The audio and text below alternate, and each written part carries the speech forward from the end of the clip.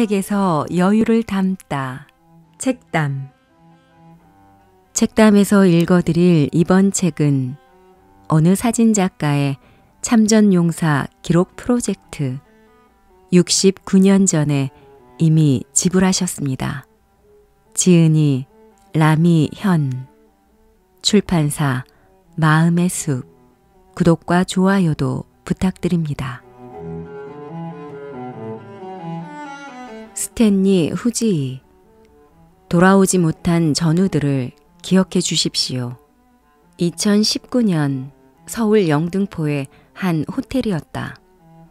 상위 군인회 초청으로 온 한국전쟁 참전 용사와 가족들을 촬영할 기회가 있었다.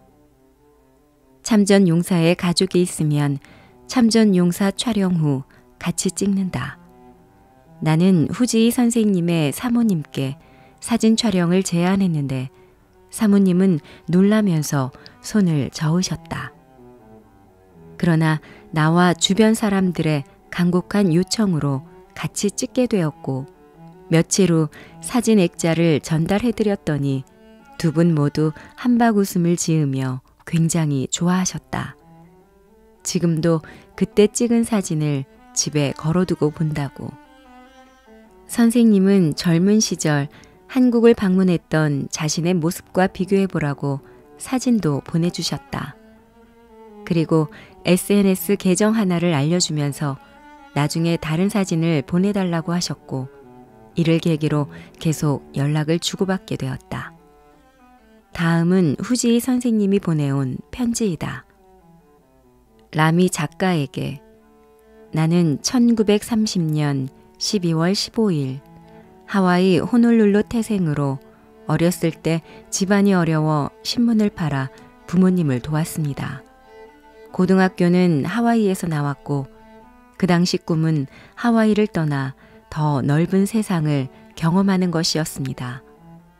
그래서 캘리포니아의 버클리 대학에 범죄학을 공부하러 갔습니다. 한국 전쟁이 시작되었을 때 나는 대학교 2학년이었는데 한국 전쟁을 간접적으로 느낄 수 있는 특별한 기회가 있었습니다. 대학 시절 밴드 동아리에서 활동했었는데 우리 동아리는 동네 병원에 위문 공연을 가곤 했습니다. 나는 하와이 노래를 부르면서 우크렐레를 연주했고 여학생은 반주에 맞춰서 훌라춤을 추었습니다. 병원에는 한국 전쟁에서 부상을 입은 군인 환자들도 있었어요. 우리는 한 달에 2번씩 위문 공연을 했는데 내 또래의 어린 군인들이 즐거워하는 모습을 보면서 그들의 부상이 매우 가슴 아프게 다가왔습니다. 그리고 그해 여름방학에 징집 명령을 받아 입대했습니다. 1951년 10월 호놀룰루 훈련소에서 16주간 훈련을 받으니 체력이 강해져서 군인으로 싸울 준비가 되었습니다. 한국으로 가던 날 가족들이 수송선을 타고 출발하는 날을 배웅했습니다.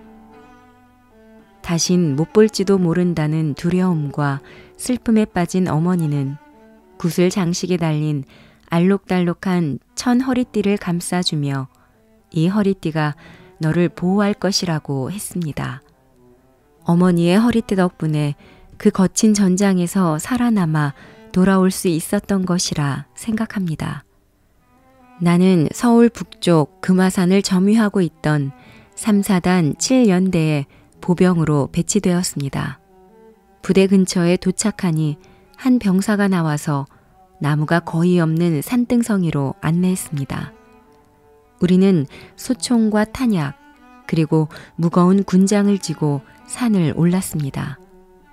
산 중턱에도 다다르기 전에 갑자기 폭격이 시작되었습니다.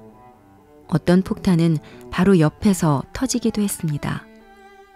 우리는 본능적으로 땅에 엎드렸고 파편이 튀는 소리를 들었습니다. 지금 전쟁터에 와 있다는 것을 바로 깨달을 수 있었습니다. 한편으로 총 한 번 못 쏘았는데 이렇게 죽기는 너무 억울하다고 생각하기도 했습니다. 간신히 산마루에 다다랐을 때 다른 병사가 나타나 깊은 참호를 지나서 모래주머니로 만든 작은 벙커로 나를 안내했습니다. 벙커에는 아군과 적군 사이에 있는 골짜기를 향해 기관총이 설치되어 있었고 내 임무는 기관총에 탄약이 떨어지지 않도록 하는 것이었습니다. 밤낮으로 계곡을 감시하고 적들의 움직임을 끊임없이 관찰해야 하는 일이었기에 매우 힘들었고 스트레스도 심했습니다. 휴식 시간이면 산 반대편 경사에 위치한 통나무와 모래주머니로 만든 대형 벙커로 가서 쉬었습니다. 그곳에서 가족에게 편지를 쓰기도 하고 가끔 동료들이 가족으로부터 받은 음식을 나눠 먹으면서 나름 전장에 적응하고 있었습니다. 한 병사는 편지를 쓰지도 받지도 않았는데 궁금해서 물어보니 미네소타의 시골에서 온 농부의 아들로 학교에 가는 대신 농장에서 지내느라 글을 읽지도 쓰지도 못하는 상황이었습니다. 가족에게 쓰고 싶은 말을 불러주면 대신 써준다고 말하니 그가 기뻐하며 그동안의 이야기들을 풀어냈습니다. 기억에 남는 그의 편지 내용이 있습니다. 어머니, 지금 한국의 겨울은 미네소타에서 보냈던 겨울의 어느 날보다도 따뜻해 견딜만 합니다. 한국 전쟁 당시 내가 겪었던 겨울은 90살 먹은 지금 생각해봐도 가장 추웠는데 그걸 보고 미네소타는 얼마나 추운지 상상도 못했습니다. 또 내 이름을 부르며 벙커 사이를 달려오는 그가 기억납니다. 스탠리, 나 편지가 왔어. 집에서 편지가 왔다고. 그의 엄마가 보낸 편지의 첫 줄에는 이렇게 써 있었습니다. 내 사랑하는 아들 옆에서 이 편지를 써준 스탠리 후지 씨에게 고마움과 신의 은총을 전합니다. 춥고 힘든 전장이었지만 그의 엄마가 적어준 한마디에 봄이 온 것 같은 따뜻함을 느꼈습니다. 그 뒤로도 여러 편지를 쓰고 읽어주며 그와 매우 친하게 지냈는데 어느 날 포탄 하나가 우리 진영에 떨어져 그 친구는 전사하고 말았습니다. 나는 그대로 주저앉아 울었습니다. 공식 전사 편지는 아니지만 그의 엄마에게 그가 어떻게 전사했는지 알려줘야 한다고 생각해 마지막으로 그를 위해, 그의 엄마를 위해 편지를 썼습니다. 아직도 그 편지만 생각하면 눈물이 납니다. 1953년 6월 14개월간의 지옥 같은 벙커 생활을 벗어나 하와이로 돌아갔습니다. 한 달에 몇 번밖에 목욕을 못해 해충을 막으려고 살충제를 몸에 뿌리면서 지낸 것도 이제는 다 추억이 되어버렸습니다. 느린 수송선을 타고 열흘 이상의 긴 항해를 버텨야 해서 섭섭하기도 했지만 무사히 돌아간다는 것에 대해 감사했습니다. 동시에 전장에서 죽은 동료들에게 미안한 마음과 슬픔이 가득했습니다. 한국 전쟁 때의 부상으로 내 청력은 50% 정도밖에 기능하지 못합니다. 1952년부터 지금까지 보청기에 의지하고 있으며 다행히 미국 정부의 장애 보조금을 매달 지원받고 있습니다. 전쟁 때 다른 동료들에 비해서 이 정도만 다친 것은 매우 운이 좋은 결과라고 생각합니다. 많은 사람들이 한국 전쟁을 잊힌 전쟁으로, 우리를 잊힌 베테랑으로 부르지만 내 머릿속에는 아직도 어두운 밤에 터지는 폭죽처럼 포탄과 야광탄이 터지고 있습니다. 그 포성, 그리고 동료들의 비명이 계속해서 울리는 중입니다. 대한민국에 찾아온 자유와 민주주의의 밑거름은 나와 내 동료들의 도움과 희생이었다 생각하고 나는 그것이 자랑스럽습니다. 다음 세대가 우리의 희생과 가치를 조금이라도 기억하고 느끼기를 바라며 이 이야기를 남깁니다. 2018년에 찍은 사진 속 이들은 67년 만에 집으로 돌아온 내 전우들입니다. 전우들이 집으로 돌아온 것은 좋은 일이지만 매우 슬픕니다. 관 속에는 몇 조각의 뼈나 군번 인식표가 남아있는 것이 전부니까요. 부디 아직 돌아오지 못한 내 전우들을 기억해 주십시오. 얼 러틀리지. 전장에서의 안부 인사.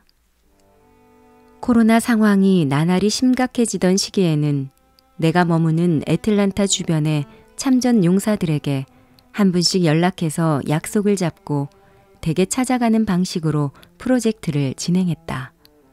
이번에는 테네시 크록스빌에 사는 한국전쟁 참전 용사 얼 러틀리지 선생님을 만나러 갔다. 왕복 약 7시간 정도의 거리였다. 1925년생인 러틀리지 선생님의 가족은 당시 테네시에서 약 70만 제곱미터 크기의 농장을 운영하고 있었고 곡식을 비롯해 많은 것들을 생산했다. 원칙상 그는 2차 세계대전 징집 대상이었다. 다만 전쟁의 보급품을 생산하는 공장 및 농장의 노동자들은 징집 제외 대상이었고 그의 농장도 군의 식량을 납품하고 있었기에 면제받았다.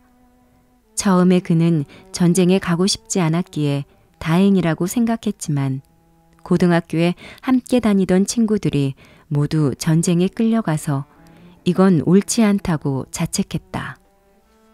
1945년 2차 세계대전이 끝날 때까지 농장일이 너무 많고 바빠 다른 것은 생각조차 할 수 없었다. 그러나 1946년부터 하나둘씩 전쟁에서 돌아온 친구들이 대학에 진학하는 것을 보고 테네시 주립대학에 진학했다. 그곳에서 2년을 공부한 후 일리노이 주립대로 진학하여 다니던 중 1948년 러시아의 베를린 봉쇄 사건이 터졌다. 2차 세계대전이 끝난 후 징병제는 중단되었지만 이때부터 시작된 냉전으로 많은 병력이 필요해졌기에 1948년 징병제를 재개했고 그도 강제로 입대해야만 했다. 일본에서 추수감사절을 보낸 그는 메가더 장군의 크리스마스 전에 전쟁이 끝날 것이라는 호언장담에 이번에도 참전의 영광을 놓치고 빈손으로 돌아가리라 생각했다. 그러나 중공군이 압록강을 건너와 유엔군이 밀리고 있다는 소식에 1950년 12월 12일에 1사단으로 편입되어 최전방의 소총수로서 지옥 같은 8개월을 보냈다. 인천에 몰아치는 겨울바람은 처음 겪는 공포였다. 1사단에 찾아가던 도중 얼어 죽을 수도 있겠다는 생각으로 걸었다. 버려진 2층 학교 건물을 사단 본부로 쓰고 있었는데 그곳에 들어가면 따뜻하겠다는 생각에 멀리서부터 뛰어들어갔다. 신고가 끝난 후 몸이 식기 시작해 따뜻한 곳을 찾아보았으나 건물 안 모든 창문이 깨져 있었고 난방은 전혀 안 되어 있는 상태였다. 오히려 찬바람이 깨진 창문을 타고 복도를 휩쓸어 밖보다 더 추웠다. 전우와 벽에 붙어서 서로의 체온으로 그날 밤을 보냈다. 부대 근처에는 한국 아이들이 언제나 많았다. 미군이 밖으로 나가면 트럭을 따라오거나 손을 벌리며 짭짭이라고 소리쳤는데 먹을 것을 달라는 그들만의 언어였다. 어느 날 본가에서 아주 큰 사탕을 보내왔다. 사람 머리 정도의 사이즈였는데 조각내서 먹기 위해 땅에 내리쳤다. 그것을 본 한 아이가 와서 짭짭이라고 외쳤고 나는 아이의 입에 사탕 조각 하나를 넣어주었다. 그리고 떠나려는데 뭔가 기운이 이상했다. 뒤에 수십 명의 아이들이 사탕만을 바라보고 짭짭이라 외치며 포위하는 것이었다. 놀란 나는 사탕 조각들을 전부 멀리 던져서 포위망을 벗어났다. 아직까지도 사탕을 원하는 아이들의 눈빛이 생각나 무섭다. 나는 카투사 출신 한국 병사와 같이 근무했는데 그에게 몇 가지 한국말을 배웠다. 춘천에 입성했을 때 많은 환영 인파가 있었는데 나는 며칠 동안 수염을 못 깎아서 덥수룩한 상태였다. 그래서 인파에 끼어 있는 젊은 아가씨에게 수염을 가리키며 물 줘라고 했다. 놀란 한국 처자가 부엌으로 뛰어들어가 바가지에 따뜻한 물을 퍼다 주었다. 면도를 마친 후 바가지를 돌려주며 고마워 라고 말했더니 또 놀란 처자가 토끼 눈을 뜨며 한참을 바라보았다. 한국 전쟁 당시 좋은 기억은 하나도 없었다고 생각한 선생님은 한국을 떠나는 배를 타는 순간 모든 것을 잊기로 다짐했다. 그리고 그의 기억 속에 한국은 영원히 지워지는 듯했다. 지금도 선생님은 70여 년 전의 일이지만 전투에 관해서는 기억하고 싶지 않다고 잘라 말했다. 아직도 불현듯 떠오르는 전투 생각에 며칠 동안 힘들기 때문이라고. 그러더니 왼쪽 주머니 안에서 작은 포켓 성경 하나를 꺼냈다. 선생님은 전쟁 때 이 성경을 매일 아침 그리고 두려울 때나 동료의 죽음에 절망할 때 읽었다고 말해주었다. 마태복음 11장 28절 수고하고 무거운 짐진 자들아 다 내게로 오라. 내가 너희를 쉬게 하리라. 이 구절을 읽으면 마음속에 하나님이 함께 있는 것 같아 두렵지 않았다고 한다. 선생님은 하나님께 목숨을 빌거나 어떤 것도 달라고 요청하지 않았다. 다만 주님이 나와 함께 있기만을 원한다고 기도했다. 선생님은 아직도 그 기도를 들은 하나님 덕택에 살아남았다고 믿고 있다. 약 3시간 정도의 인터뷰와 사진 촬영을 마치고 인사를 하기 위해 들어갔다. 그때 선생님께서 할 말이 있다며 나를 불렀다. 라미, 너를 만나서 정말 고맙다. 너를 통해 한국 사람들이 우리들을 기억하고 있다는 걸 알았다.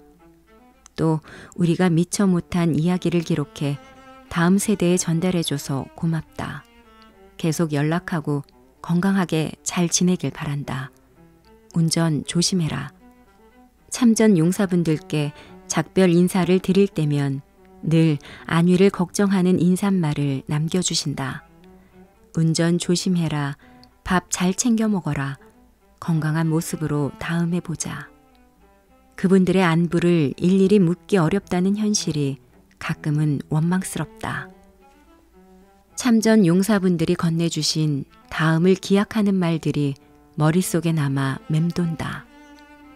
이 말들이 프로젝트를 지속하는 원동력이 되어준다고 믿는다. 헤르만 반데 릴리. 용사는 때로 외면받는다.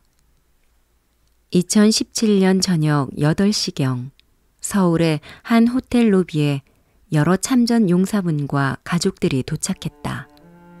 그 중에서 단단한 몸에 멋진 콧수염, 포스가 느껴지는 군복을 입은 한 용사분이 눈에 들어왔다. 그의 옆에는 그와 닮은 아들이 서 있었다. 촬영 후 Thank you for your service 정도의 짧은 인사를 나눈 게 전부였지만 그날 촬영했던 50여 명의 참전 용사 중 가장 기억에 남은 분이었다. 2019년 상해군경회가 주최한 한국전쟁 참전용사 한국 방문 행사에서 그를 다시 만났다. 서로의 이름도 모르지만 2년 전에 짧은 만남을 기억했는지 그와 나는 첫눈에 서로를 알아보며 밝게 인사했다. 그에게 2년 전 사진 찍었던 날을 기억하냐 물어보았더니 그 당시 사진을 잘 간직하고 있다며 한마디 덧붙여 주었다. 베스트 포토그래퍼. 그리고 그때의 인연이 페이스북을 통해 다시 연결됐다. 그분의 아들이 아버지의 한국전쟁 참전 스토리를 담은 책과 웹사이트를 만드는 중인데 내가 찍은 사진을 사용하고 싶다는 메시지가 온 것이었다. 기쁘게 수긍하면서 선생님의 근황을 물어보니 건강히 잘 계신다고 했다. 2번 만나기는 했지만 이야기를 나누기에는 너무 짧았다. 네덜란드 참전 용사의 이야기를 더 듣고 싶어 화상 인터뷰를 진행했다. 그때의 인터뷰 내용을 옮겨본다.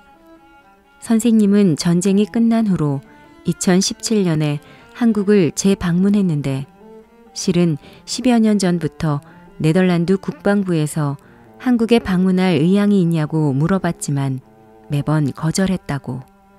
이유를 물어보는 국방부에 그냥 싫어, 안 가 하고 화까지 냈다고 한다. 수십 번의 회유와 부탁에도 완고했던 그가 한국에 다시 방문을 했던 이유는 아들 때문이었다. 아들이 아버지가 참전했던 한국이라는 나라를 궁금해했고 한국을 직접 보고 싶다는 아들의 한마디에 한국행을 결심한 것이다. 도착하자마자 선생님은 눈이 튀어나올 정도로 놀랐다고. 주위를 두리번거리며 정말 여기가 내가 왔던 한국이 맞나 싶어 본인의 기억이 잘못된 것이 아닌가 의심했다고 한다. 분명 모든 것이 파괴되어 굶주리고 있던 한국인들이었는데 한국의 발전된 모습을 보며 더 좋아했던 것은 아들이었다. 아버지의 희생으로 지금의 대한민국이 만들어졌다는 사실에 고마워하는 대한민국 국민들을 만나니 네덜란드에서 푸대접을 받는 아버지가 안타까워 울었다고 아들은 고백했다. 그때 헤르만 선생님의 가슴속 깊이 있던 상처는 치유되고 숨어있던 명예와 자부심은 올라왔을 것이다. 지금 그의 아들은 아버지의 이야기를 담은 웹사이트와 책을 만들고 영어로 번역하고 있다. 사실 선생님은 어느 누구에게도 한국 이야기를 안 했는데 너무나도 잔혹했고 아픈 기억들만 가득한 그곳의 이야기를 들은 누군가에게 상처 주고 싶지 않았기 때문이라고 했다. 그렇게 혼자서 기억을 써내려가며 본인이 죽기 전까지는 아무에게도 보여주지 않으려 했다. 그 소중한 자서전을 한국에 방문한 뒤 아들에게 보여주었던 것이다. 많은 참전 용사들에게 들은 대로였다. 전쟁에 의한 외상 후 스트레스를 이렇게 치유할 수 있구나.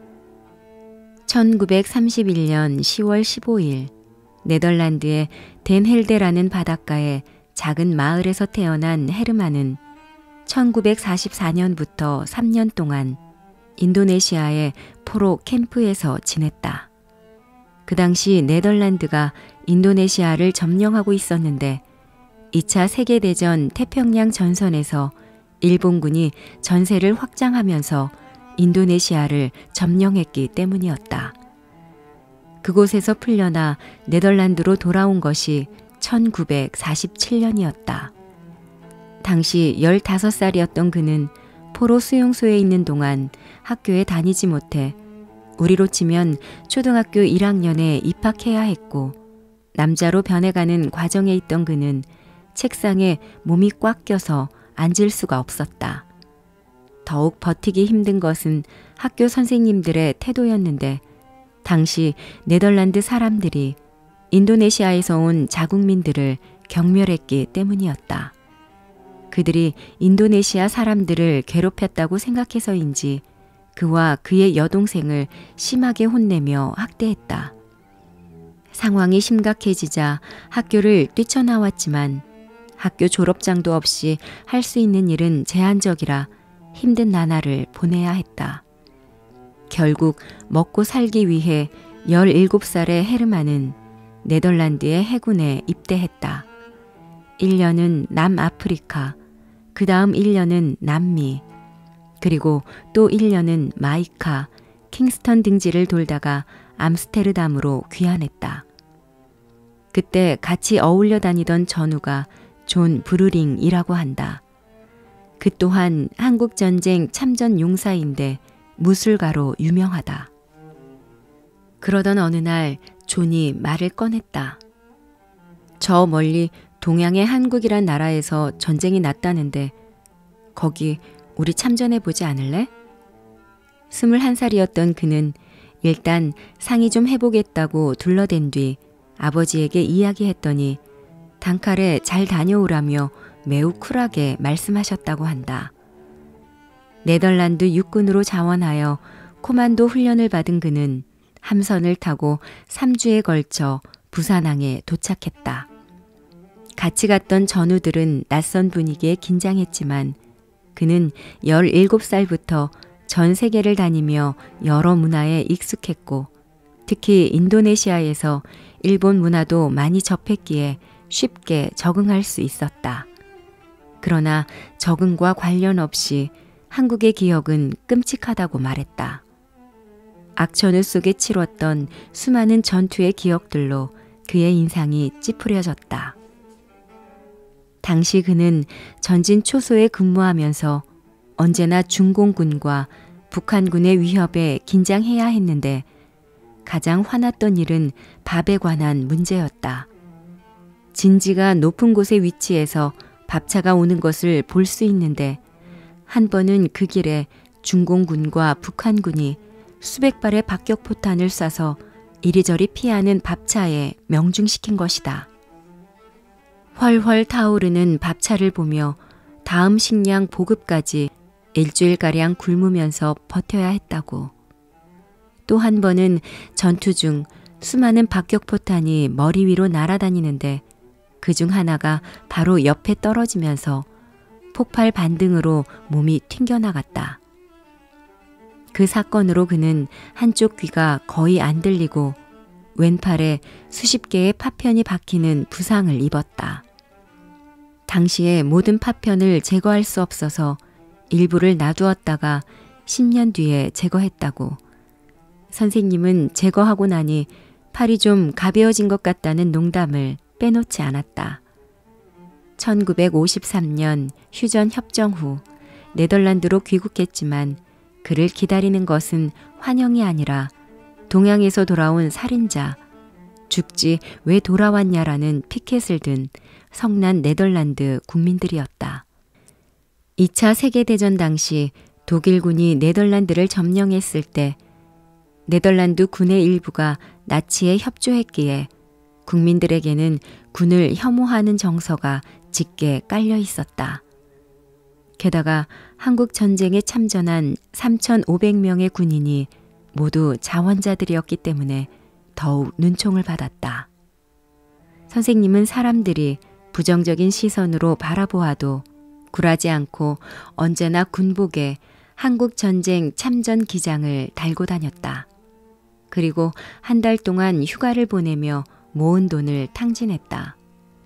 휴가 후 군에서 장기 복무할 지원자를 찾아 복귀해보니 한국 전쟁 참전 용사 중 그를 제외한 누구도 지원하지 않았다.